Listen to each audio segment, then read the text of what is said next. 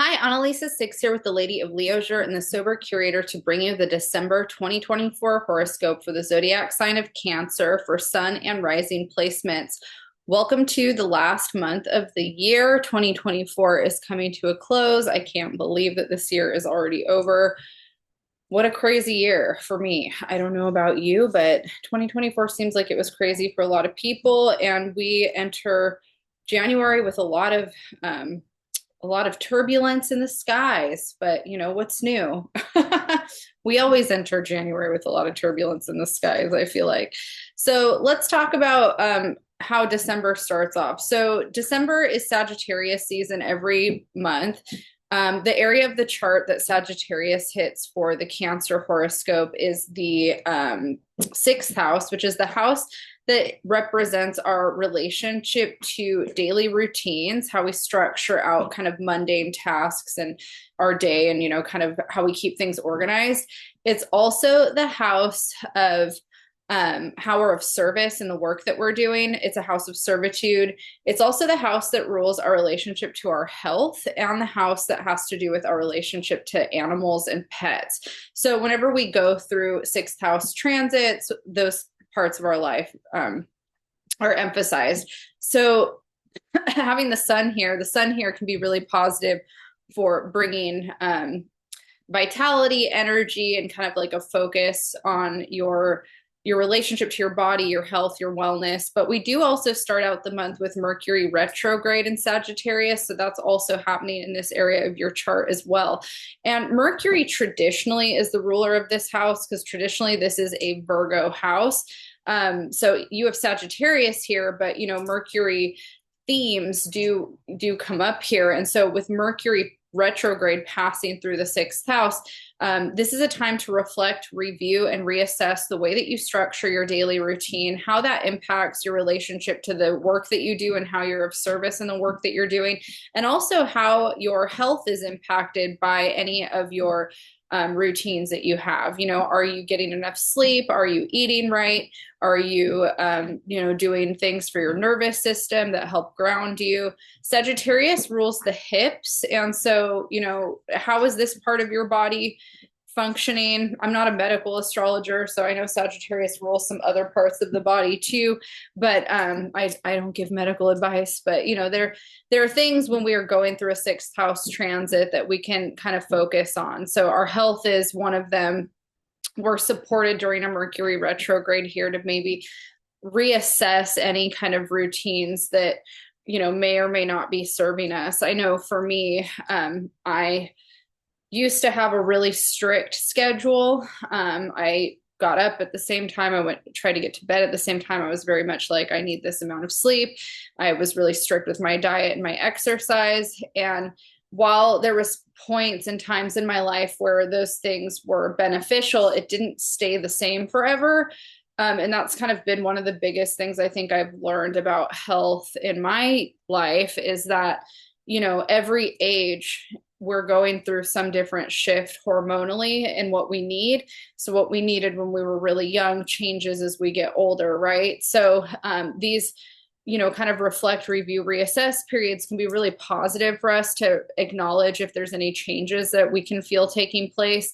An example of that could be like maybe something that you used to be able to eat is now affecting you negatively, or maybe there's a certain exercise routine that you're doing, and every single time you're done doing it, you just feel pain in a part of your body. I mean, I learned later on that's you're not supposed to feel those things in a negative way. I mean, you can feel sore and kind of like your muscles are healing or recalibrating, and that can be positive because it means, that you're building muscle. But if you're feeling like pinched nerves, or you have to lay in bed for long periods of time afterwards, like that stuff can mean that, certain things that you're doing aren't maybe the right things. So those are all, kind of things that come up for Cancer in that, for kind of like the beginning of December, like things that you should be focusing on. And, also your values and beliefs around that stuff. A lot of times we could hold values. Like I used to have kind of this, I got really into yoga for a long time, and I was reading a lot of different, kind of religious texts around yoga and what yoga is for. And I just got it in my mind that Like I was only a successful person if I was doing yoga almost every morning. And, you know, I don't feel that way anymore. I don't believe that. And so that was something when I was younger that I really wanted to kind of integrate into my life and kind of test that. And as I've gotten older, my values and beliefs around what I perceive as healthy has changed significantly, especially in the last year. So, you know, that's also Sagittarius. Sagittarius rules our values and our belief systems around what it is we're doing. And in the sixth house, a lot of that has to do with our health and wellness and also how we're of service. You know, are we being of service in ways that align with our values and our beliefs? Like for me, you know, I being vegan have a lot of values and beliefs around veganism being, you know, I believe in it. Like I'm a vegan. I'm very much a vegan for my health and politically. And, you know, sometimes there's things that conflict with that, like, you know, and kind of go against my values. So I have to ask myself, is this a way that can I reconcile that? Can I reconcile feeding my dog something that's not in alignment with what I feed myself? You know, that kind of stuff. And I've tested all that stuff in my life and found what works for me. You know, I think it's a very personal journey. Nobody can answer that for you. So also in the same area of the sixth house, starting out December, we have a new moon hitting at 9 degrees of Sagittarius on the first, and this is hitting in that sixth house for Cancer horoscope. And so, you know, new moons are a great time for setting intention. So if there's anything around these themes that I'm talking about that you want to tell the universe, this is what I want, this is what I want to manifest more of, you're supported on the first in setting those intentions. So you can, you know, write a list out of all the things that you want to do more of or less of, and put that under a candle, preferably like a green or a red candle, and you can really tell the universe, like, I want to manifest this. Blue is good for healing too. If you have health issues that you want to work on healing, a blue candle is good for that. Red's good for like kind of more of like root chakra work. So stuff around, you know, feeling confident and empowered in your material and your sexuality and those types of things. And then green can be really good for you know, also health and money and physical manifestations too. So red's more like a spiritual passion energy. Green, you know, red's root chakra, green is heart chakra, blue can be throat chakra or just health and wellness kind of healing. So those are the kind of energies that I would focus on working on. But, you know, as a Cancer, your sacral chakra is also really dominant too. So that could be something that you focus on, which is an orange candle.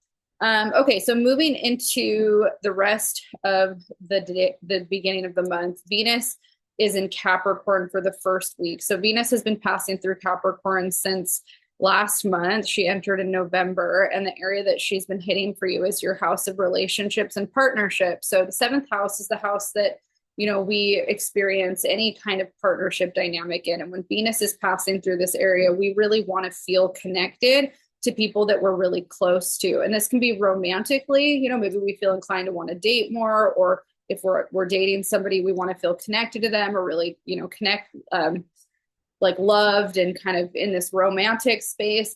If we're not feeling it in a romantic way, we might feel it when it comes to best friends or people that we really care about. It also can be really positive for cultivating closeness professionally. If we have a business partnership or a colleague that we work close with, it's a great energy for any kind of one-on-one partnership dynamic that's playing a dominant role in our life. So Venus will be passing through there the first week, and then she enters Aquarius on the 6th, and then moves into your 8th house, which is the house of shared resources, assets, debts, loans, inheritance, also marriage, sex, death, and rebirth. When Venus is passing through this area, she's blessing all of those areas of your life.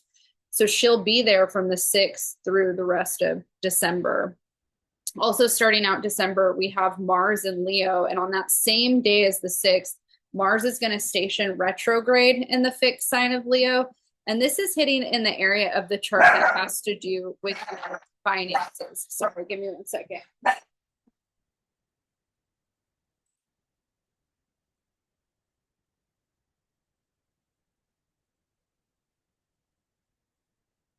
My dog is still very noise sensitive toward neighbors coming and going out of their apartment. He does so good in other situations and just went on an airplane with me to Montreal. But he just has a hard time hearing the neighbors across the hall doing their stuff. And I think they're coming and going a lot for Thanksgiving stuff right now.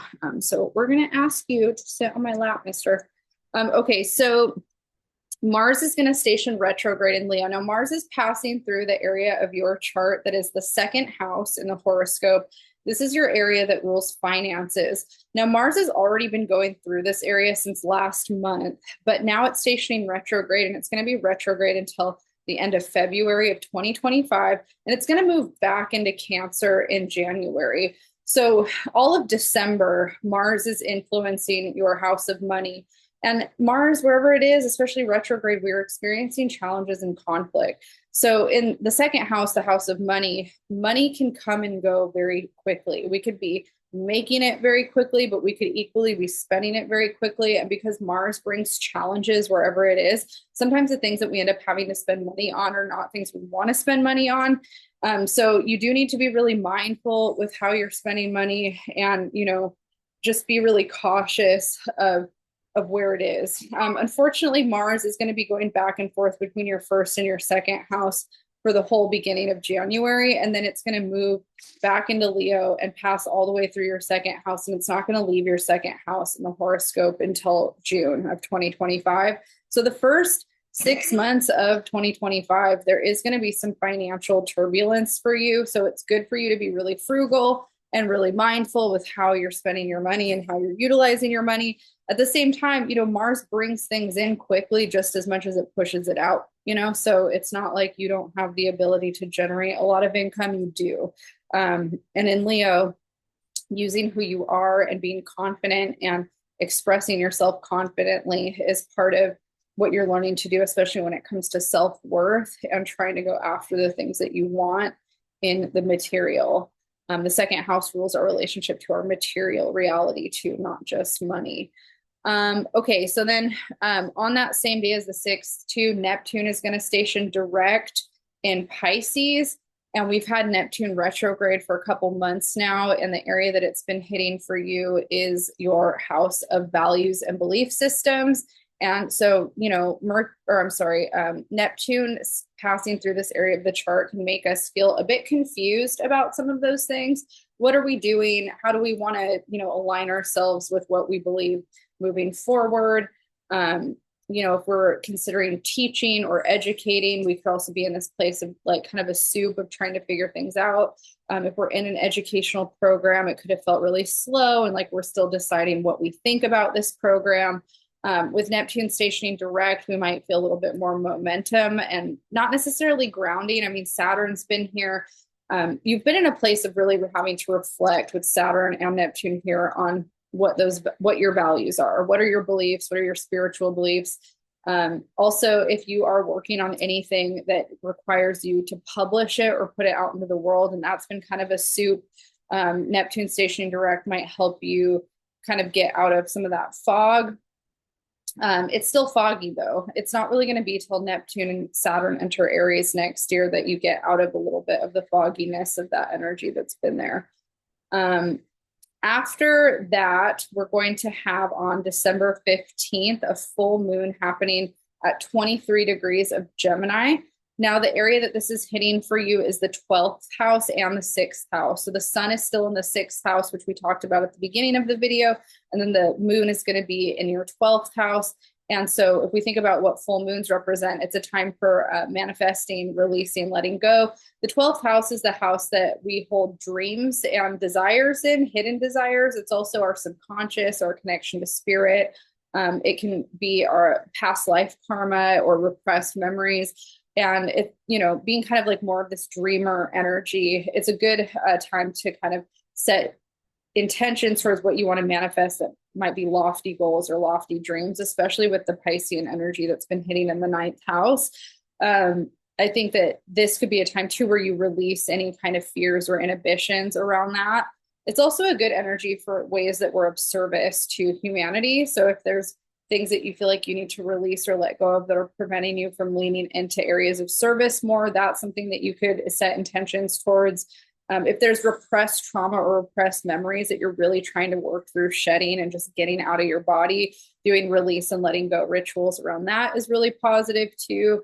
Anything that helps you release anxiety or tension, having this be a Gemini moon is really good. And it's also going to be good for your health for you to do that, having the sun in the sixth house.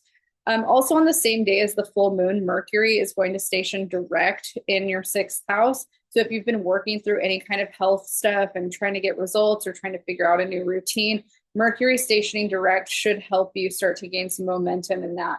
I will say the rest of the month, we do have some pretty hard transits with Mercury and some of the other planets. So the whole month is really going to feel like a Mercury retrograde. And then going into January, we still have that Mars and Jupiter and Uranus retrograde energy. So I don't really feel like we're going to have a release of feeling like things are moving until later on in the year.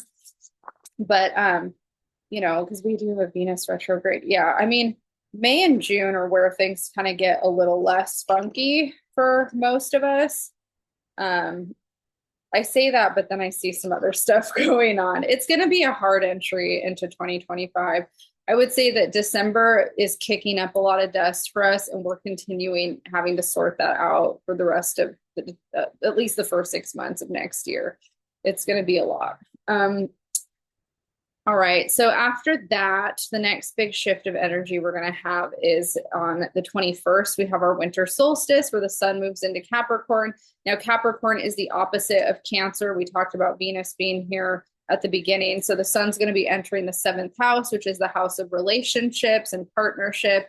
And so when the sun's here, it brings energy and awareness to our partnerships and relationship dynamics. So again, you might feel like you want to connect with people that you feel really close to. You might feel inclined to want to, date. If you're not dating, you might really desire partnership. And with Venus in the eighth house blessing that, if you are in a relationship, taking it to a next level could also be something that you feel more inclined to want to do.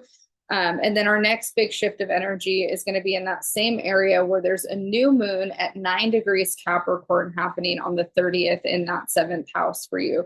So if you want to set intentions on this day for the types of relationships that you want to cultivate or manifest into your life, this is really positive. You can also tell the universe more of what you don't want if you've been having relationship struggles. And this, again, isn't just romantic relationships. This can be close relationships with friends, family, or coworkers. If you have been struggling with certain partnership dynamics and you're kind of wanting to grow past them or evolve past them, this is a good time to set those intentions and tell the universe, like, this is what I want. This is, the type of partner that I want, or these are the types of relationships that I want. This is the type of partner that I want to be and who I want to show up as. And I want to be seen this way. I think that's a big one. I think that we often put a lot of focus on what we don't want in a relationship dynamic, and we put it kind of all outside of ourselves and on other people, but we also forget that we're bringing energy to the table. So the type of partner we want to be and who we want to be for others should also be a big part of what we set intentions towards. If you feel like you haven't been the best partner in the past, what are ways that you're going to manifest your perfect partner? How are you going to show up as a perfect partner, which nobody's perfect. That's impossible. So what does that really mean to you? What flaws are okay to you? What flaws do you have in yourself that, you want someone else to embrace and love? And are you willing to give that same love and that same grace back to somebody else? Oftentimes the things that we want out of somebody else, we want someone to give to us. We don't necessarily always feel like we want to give back. So if that's something, that you have to sit with and reconcile in yourself, this new moon is a good time to kind of look at that and say, like, do I expect more than what I'm willing to give? All right, Cancer, I'm going to leave you there. I wish you all a safe entry into December and happy holiday, and I will see you guys next year. If you liked this video, please hit the like and subscribe button to get notified on when I do these. I do them every month, and you can find me at theladyofleisure.com and thesobercurator.com. I'll see you guys next month.